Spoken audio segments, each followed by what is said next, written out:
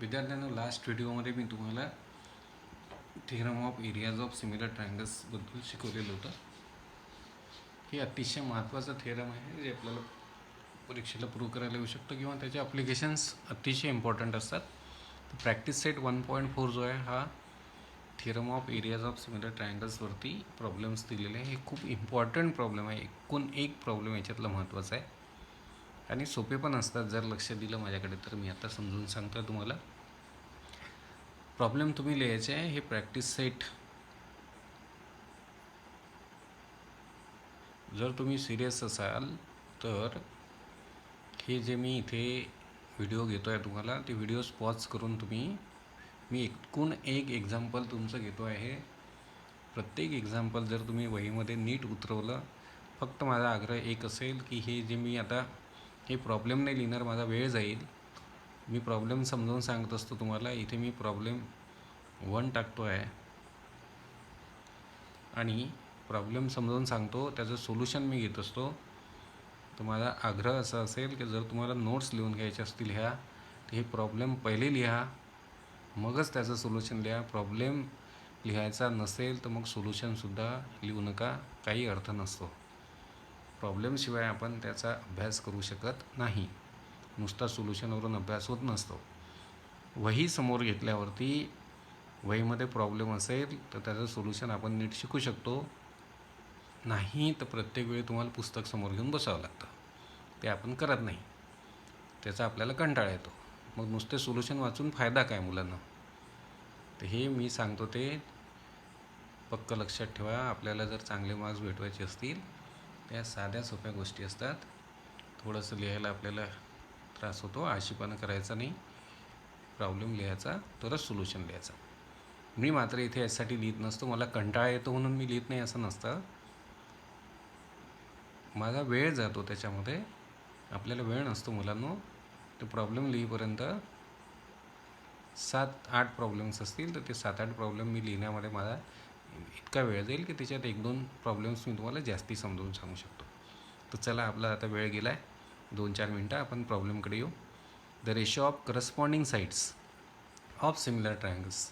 2 similar triangles आहे आणि त्यांच्या करस्पॉन्डिंग साईड्सचा रेशो दिला आहे आपल्याला 3:5. Then find the ratio of their areas. 2 triangles आहेत आणि त्यांच्या करस्पॉन्डिंग साईड्सचा रेशो दिला आहे आपल्याला आणि आपल्याला त्यांच्या find the ratio of their areas, त्यांच्या एरियांचा रेशो आपल्याला काढायला सांगितलं आहे. तर तुम्हाला माहिती आहे की 2 ट्रायंगल्स जर सिमिलर असतील तर त्यांच्या एरियांचा रेशो असतो करस्पॉन्डिंग साईडच्या स्क्वेअरच्या रेशो एवढा. तर इथे आपण असं करू की लेट नावच घेऊ आपण ट्रायंगलचे. Triangle ABC is similar to triangle PQR. आपण समजा 2 ट्रायंगल्सचे नावं दिले नव्हते, इथे नावं घेतले. अँड हे 2 ट्रायंगल्स सिमिलर आहे समजा म्हटलं आहे मी, आणि करस्पॉन्डिंग साईड्सचा रेशो दिलेला आहे. तर करस्पॉन्डिंग साईड तुम्ही घेऊ शकता AB PQ किंवा BC QR आणि AC PR. तिन्ही रेशो सारखे असतात. मग आपण इथे घेऊ अँड AB ची corresponding side PQ, AB is to PQ equal to हा रेशो दिला आपल्याला 3:5. मग नाव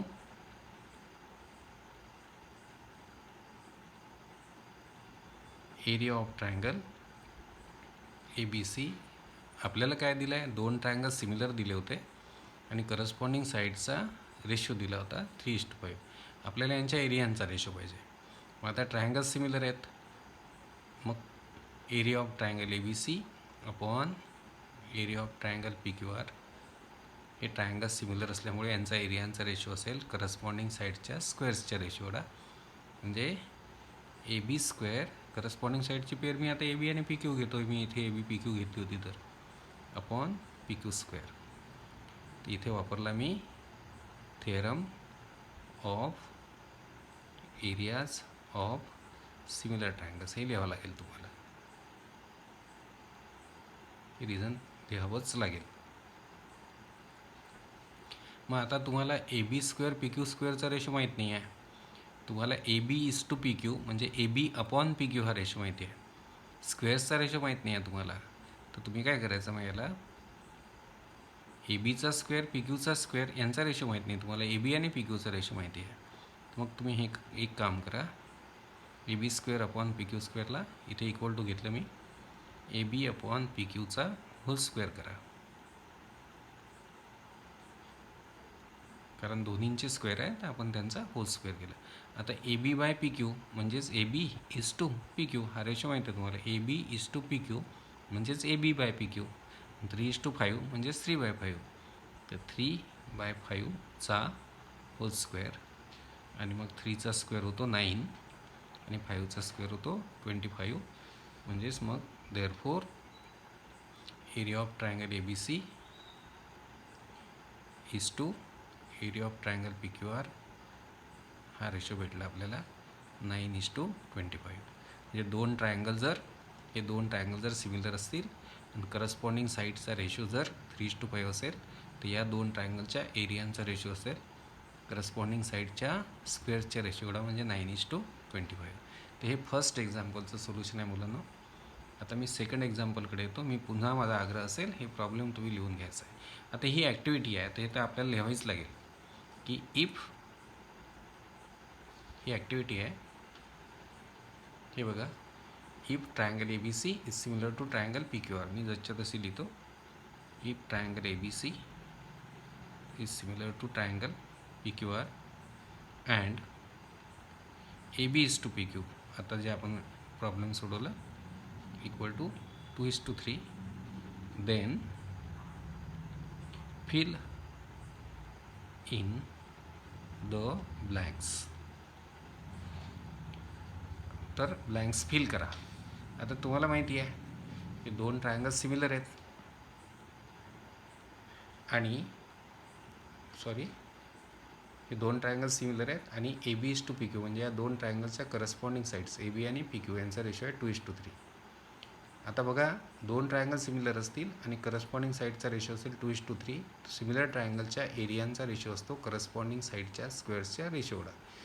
म्हणजे या दोन ट्रायंगलच्या एरियांचा रेशो असेल या रेशोच्या स्क्वेअर एवढा, म्हणजे करस्पॉन्डिंग साईडच्या स्क्वेअरच्या रेशो एवढा, म्हणजेच करस्पॉन्डिंग साईडच्या जो रेशो दिला आहे तुम्हाला त्याच्या स्क्वेअर एवढा. म्हणजे याचा स्क्वेअर होईल, 2चा स्क्वेअर 4 येईल, 3चा स्क्वेअर 9 येईल. म्हणजे या दोघांच्या एरियांचा रेशो असेल 4/9.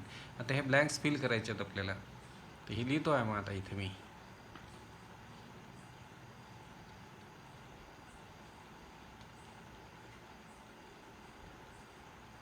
Area of triangle A B C upon area of triangle P Q R.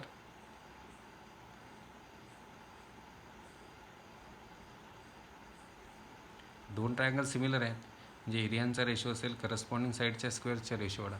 म्हणजे हा असेल, आता करस्पॉन्डिंग साईड कोणत्या घेणार आपण, ए बी आणि पी क्यू. तर हा असेल A B square upon P Q square. तर इथे पहा, इथे हे आपल्याला ब्लँक होते आहे, आपल्याला भरायचे इथे. मग इक्वल टू, आता पुढे A B square upon P Q, इथे आपण सिस्टमॅटिक गेलेले होतो. A B square upon P Q स्क्वेअरला लिहिलं होतं आपण ए बी अपॉन पी क्यूचा होल स्क्वेअर. मग A B upon P Q घेतला होता आपण 3/5चा स्क्वेअर. मग यांचे स्क्वेअर केले, ते डायरेक्ट घेतलेलं आहे. ते खरं म्हणजे असं डायरेक्ट घेता येत नसतं आहे, पण इथे स्टेप दिली आहे तर आपल्याला तसं करू आपण. मग इथे तर इथे ही स्टेप पाहिजे होती, ए बी बाय ही स्टेप हवी होती इथे. याच्यानंतर ही स्टेप म्हणजे ए बी बाय पी क्यूचा होल स्क्वेअर पाहिजे होता. तर ठीक आहे, आता इथे ही स्टेप गाळलेली आहे. मग इथे 2चा स्क्वेअर अपॉन 3चा स्क्वेअर घेतलेला आहे आणि मग इक्वल टू इथे ब्लँक दिलेली आहे. इथे येईल 4 अपॉन, इथे पण ब्लँक आहे, इथे येईल 9. अशा पद्धतीने हे आपण एक्झाम्पल सॉल्व केलं. आता मी थर्ड एक्झाम्पलकडे येतो. थर्ड एक्झाम्पल आपण घेऊ. हे आहे, आपल्याला सांगतं की if triangle A B C similar to triangle P Q R. दोन ट्रायंगल सिमिलर आहे आणि त्यांच्या एरियाज दिले आहेत आपल्याला. Then fill in the blanks. परत हे तुम्हाला एक ॲक्टिव्हिटी आहे, तर घेऊ आपण activity third. If triangle A B C is similar to triangle P Q R, नंतर area of triangle A B C equal to 80. नंतर दिलेला आहे आपल्याला area of triangle P Q R equal to 125. Then fill in the blanks. Blanks fill करा. मग आपण blanks fill करू. Area of triangle A B C upon area of triangle P Q R. इथे blank दिलेली होती आपल्याला, हे आपण भरलं इथे.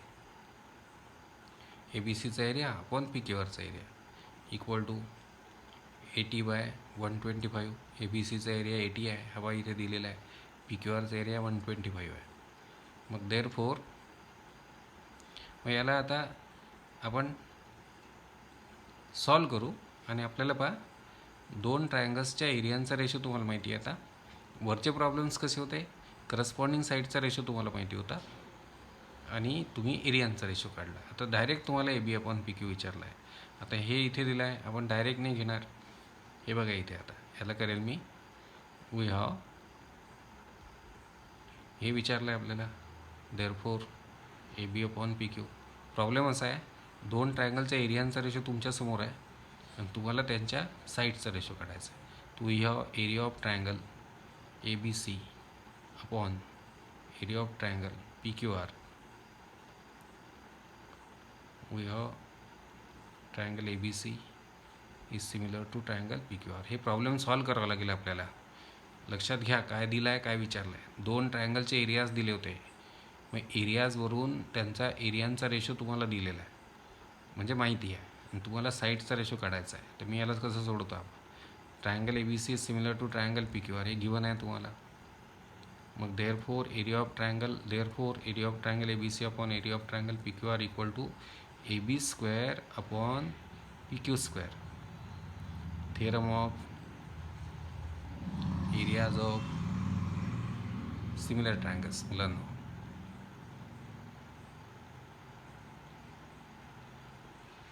मग मी काय करतो, हा रेशो टाकतो इथे 80/125 equal to A B square upon P Q square. आता मला A B upon P Q हा रेशो पाहिजे आहे. पण इथे आपल्याला A B upon P Q ratio विचारला आहे. A B square upon P Q square नको आहे मला A B upon P Q पाहिजे आहे. आता हे पहा, हा ए बी स्क्वेअर आहे, पी क्यू स्क्वेअर आहे, हे स्क्वेअर नाही आहेत. स्क्वेअर नंबर तुम्हाला माहिती आहेत. मी काय करतो, या दोन्ही नंबर्सना आता 5ने भाग जातो. 5ने सिम्प्लिफाय होतात. आहे 5ने 80ला भाग जातो 16चा, आणि 5ने 125ला भाग जातो 25चा equal to A B square upon P Q square.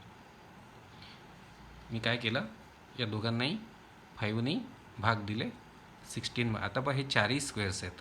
या रेशोमध्ये दोन्ही नंबर स्क्वेअर आहे, इथे पण हे दोन्ही स्क्वेअर्स आहेत. आता घेतो मी टेकिंग स्क्वेअर रूट्स.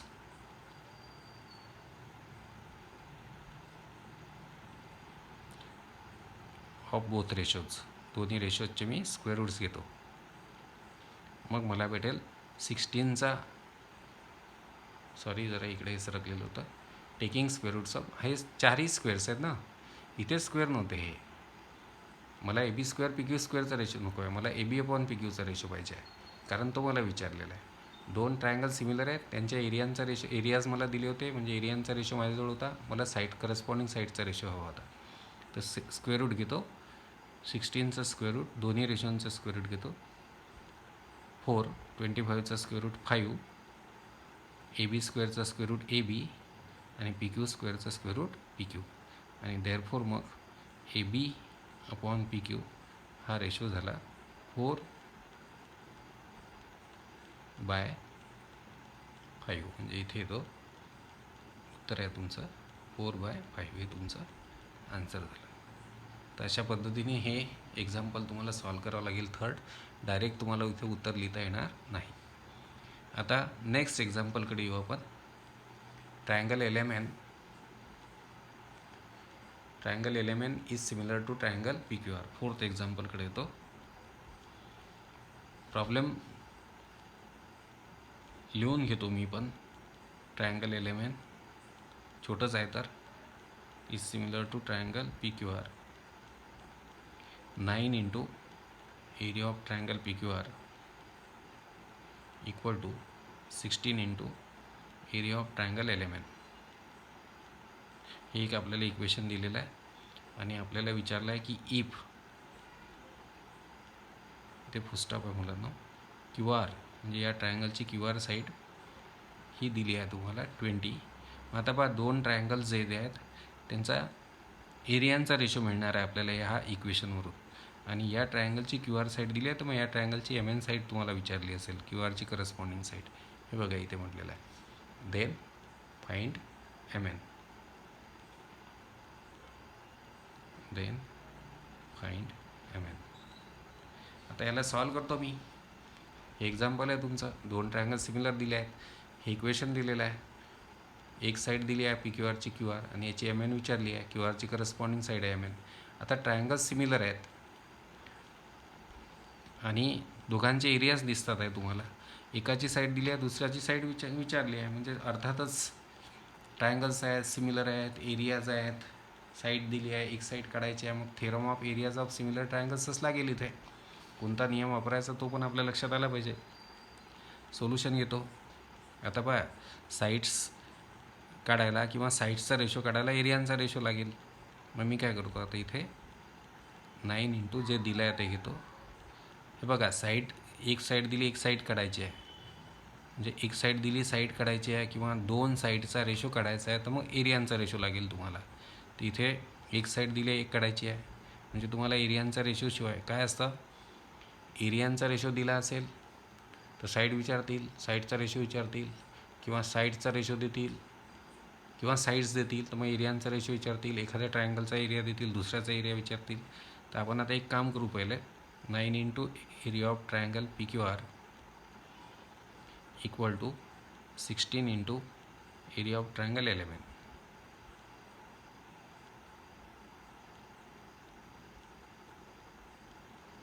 हे आपल्याला गिव्हन आहे.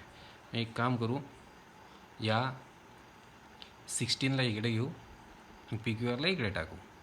आता हे 16 इकडे घेतले तर इंटू 16 इकडे डिवायडेड बाय 16 होतील मुलांना. इंटू 16 आहे इकडे डिवायडेड बाय 16 होतील कारण मी इकडे आणलं आहे. आणि इंटू एरिया ऑफ ट्रायंगल इकडे घेतो मी म्हणजे area of triangle L M N आहेच इथे upon into area of triangle P Q R मी इकडे आणतो आहे तर तो इंटूचा डिवायडेड बाय होईल area of triangle P Q R. तर हा मिळाला मला area of triangle L M N upon area of triangle P Q R. याला मी समजा आता 1 नंबर टाकला. आता मी घेतो नाव triangle L M N is similar to triangle P Q R. हे गिवन आहे आपल्याला. हे दोन ट्रायंगल सिमिलर आहेत. मग यांचा theorem of areas of similar triangle घेतो मी. Theorem of areas of similar ट्रायंगल्सनी दोन ट्रायंगल सिमिलर असतील तर एरियांचा रेशो असतो करस्पॉन्डिंग साईडच्या स्क्वेअर्सच्या रेशोवर. मग हे घेईल मी area of triangle therefore triangle similar आहेत therefore area of triangle L M N upon area of triangle P Q R. हे दोन ट्रायंगल सिमिलर आहेत म्हणजे एरियांचा रेशो असेल करस्पॉन्डिंग साईडच्या स्क्वेअर्सच्या रेशोला. मग आता करस्पॉन्डिंग साईडची पेअर कोणती घ्यायची. एल एम पी क्यू आपल्याला चालणार नाही कारण एल एम दिली नाही पी क्यू दिली नाही. एम एन क्यू आर घ्यावी लागेल. याची एम एन साईड याची क्यू आर साईड कारण क्यू आर दिली एम एन तुम्हाला काढायची आहे. तर इथे होईल मग M N square upon Q R square. दोन ट्रायंगल सिमिलर होते एरियांचा रेशो घेतला करस्पॉन्डिंग साईडच्या स्क्वेअर्सच्या रेशोला. एम एन क्यू आर संबंधित आहेत म्हणून मी एम एन आणि क्यू आर घेतली करस्पॉन्डिंग साईडची पेअर. इथे मी वापरला theorem of areas of similar triangles.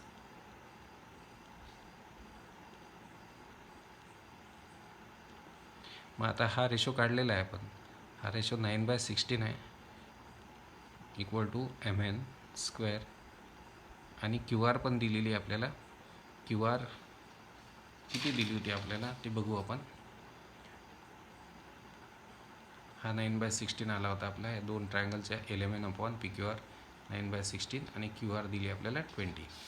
मी इथे घेतो क्यू आर स्क्वेअर म्हणजे 20 स्क्वेअर.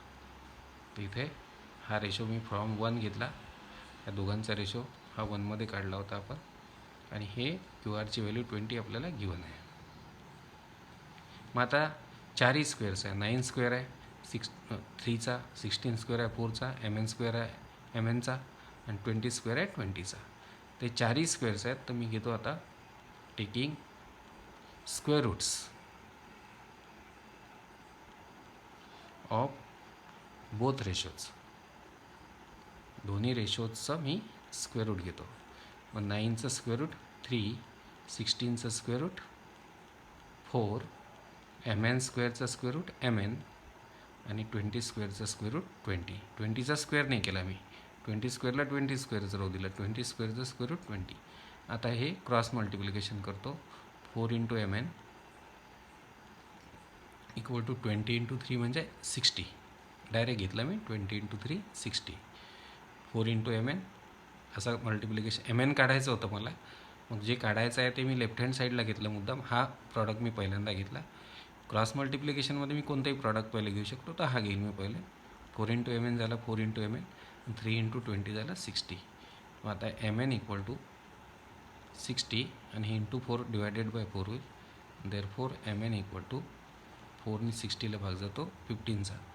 आता ही क्यू आर जी होती त्याला काही आपल्याला सेंटीमीटर वगैरे काही दिलं नव्हतं, ते नुसतं 20 होतं. तर हे तुम्ही असं नुसतं MNची लांबी 15 ठेवली तरी चालते, आणि याच्यापुढे नाही तर मग युनिट दिलं नसेल समजा सेंटीमीटर वगैरे, ती क्यू आर साईड जर सेंटीमीटरमध्ये असती तर ही सेंटीमीटरमध्ये राहिली असती. त्याला काही दिलं नाही तर याला काही नाही दिलं तरी चालते, किंवा मग इथे युनिट शब्द टाकला तुम्ही तरी चांगला आहे. तर हे युनिट शब्द लिहित असतो आपण, युनिट दिलं नसेल तर. अशा पद्धतीने हे 4th एक्झाम्पल तुमचं आपण घेतलेलं आहे. आता आपण 5th एक्झाम्पलकडे येऊ. Areas of 2 similar triangles. 2 similar triangles आहेत, त्यांचे नाव वगैरे दिले नाही आपल्याला. तर 2 सिमिलर ट्रायंगल्सचे एरियाज आहेत 225 स्क्वेअर सेंटीमीटर आणि 81 square centimetre. If a side of smaller triangle is 12 centimetre. Smaller ट्रायंगलची साईड आहे 12 centimetre. Then find corresponding side of bigger triangle. तर बिगर ट्रायंगलची करस्पॉन्डिंग साईड्स काढा.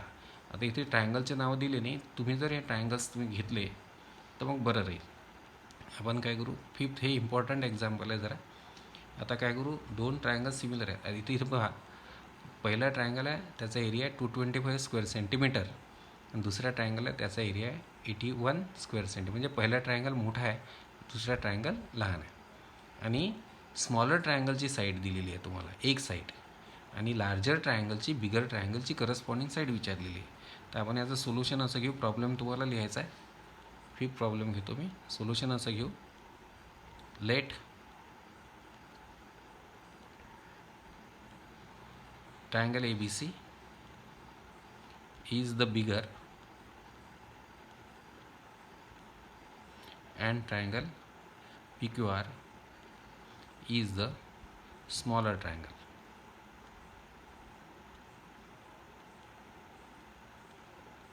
समजा ट्रायंगल ABC बिगर आहे आणि स्मॉलर ट्रायंगल आहे.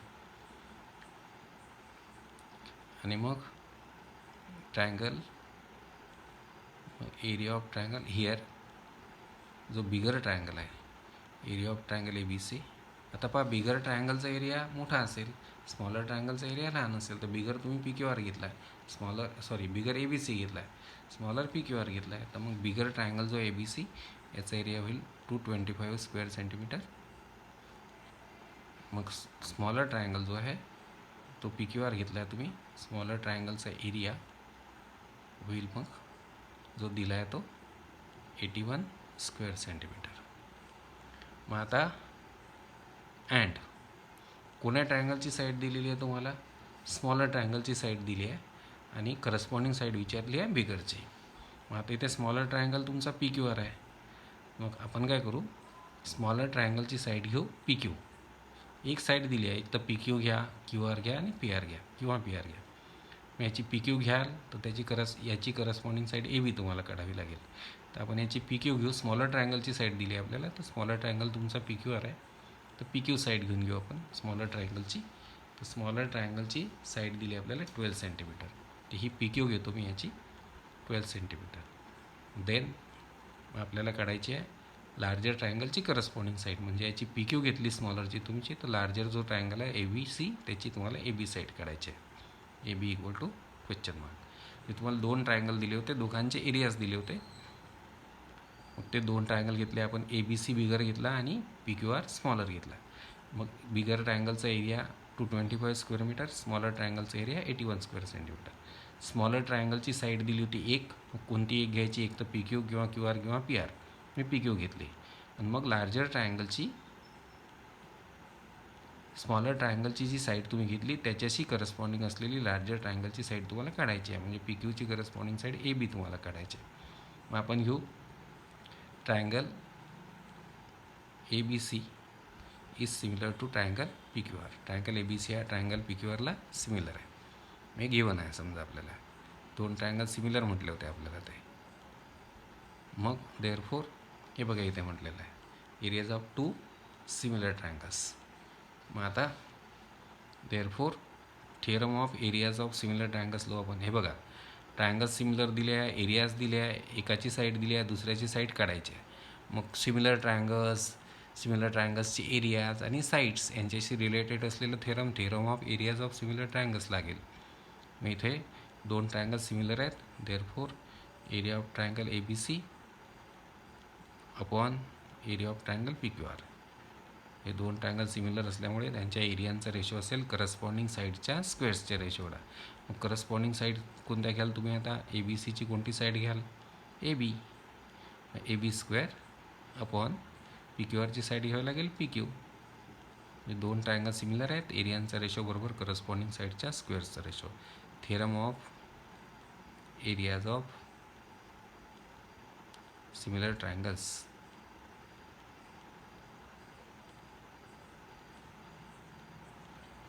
आता पुढे सरकेल मी. दॅट इज आता हे पहा ए बी सीचा एरिया 225 आहे, पी क्यू आरचा एरिया 81 आहे. ए बी आपल्याला माहीत नाही काढायची आहे, लार्जर ट्रायंगलची करस्पॉन्डिंग साईड काढायची होती. पी क्यू माहिती आहे, ह्या व्हॅल्यूज टाकल्या आपण आता ह्याच्यामध्ये. आता 4 स्क्वेअर्स आहेत, 225 स्क्वेअर आहे 15चा, 81 स्क्वेअर आहे 9चा, ए बी स्क्वेअर ए बीचा स्क्वेअर आहे 12 स्क्वेअर 12चा स्क्वेअर आहे. पुढची स्टेप घेईल मी taking square roots of both ratios. Taking square roots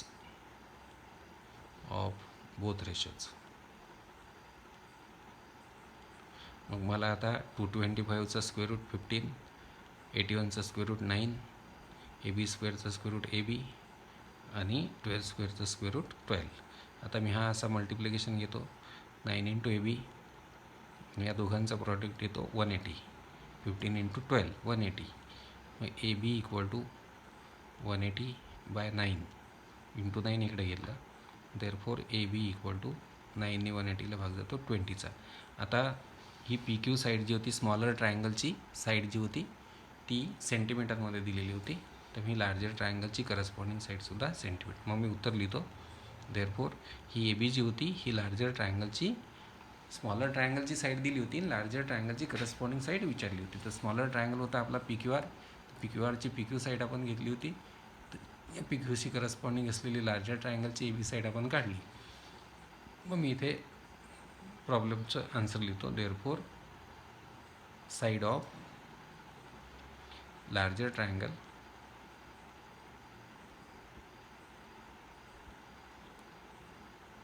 therefore corresponding side लिहितो मी इथे, देअरफोर करस्पॉन्डिंग साईड.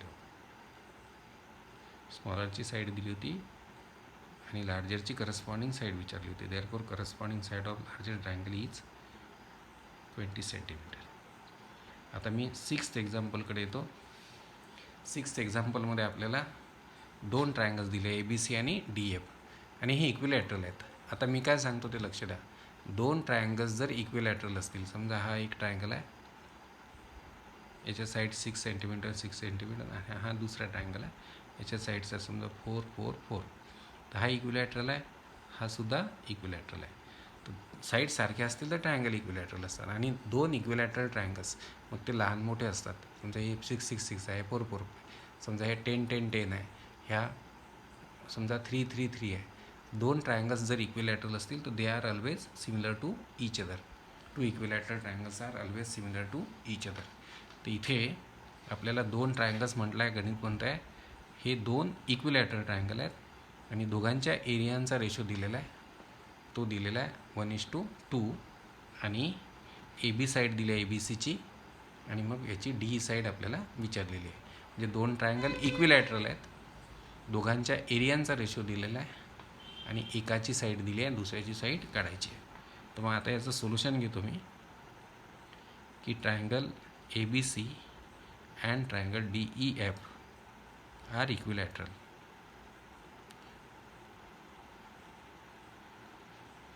आणि मग देअरफोर हे दोन ट्रायंगल इक्विलॅटरल आहेत ना, म्हणजे हे मग सिमिलर असतात. Therefore triangle A B C is similar to triangle D E F. Reason लिहितो मी, टू इक्विलॅटरल ट्रायंगल्स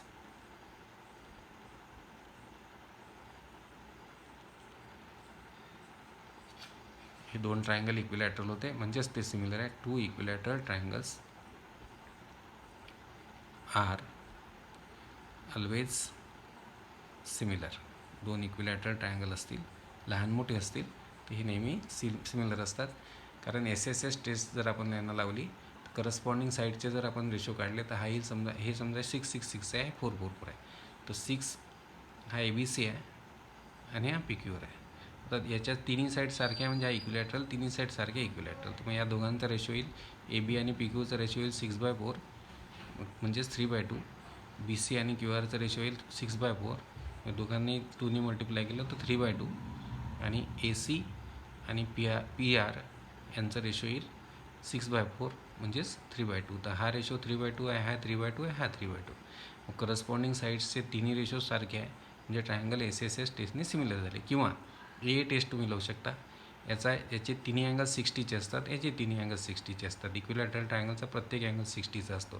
तर याचा B अँगल 60चा आहे, C अँगल 60चा आहे, याचा Q 60चा आहे, R पण 60चा आहे.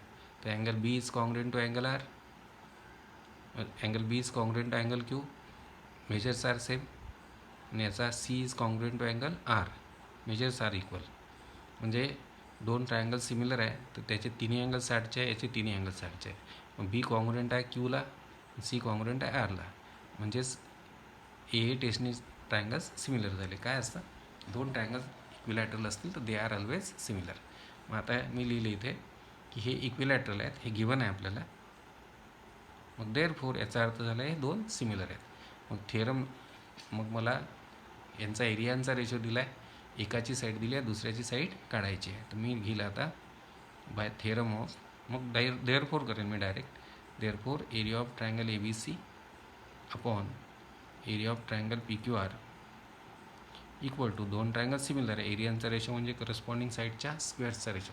तर करस्पॉन्डिंग साईडची पेअर मी कोणती घेणार, तर इथे मला कोणती साईड दिलेली आहे, याची AB साईड दिली आहे, याची D साईड काढायची आहे. तर मी मग करस्पॉन्डिंग साईडचा स्क्वेअरचा रेशो म्हणजे घेईल AB square upon D square. Theorem of areas of similar triangles.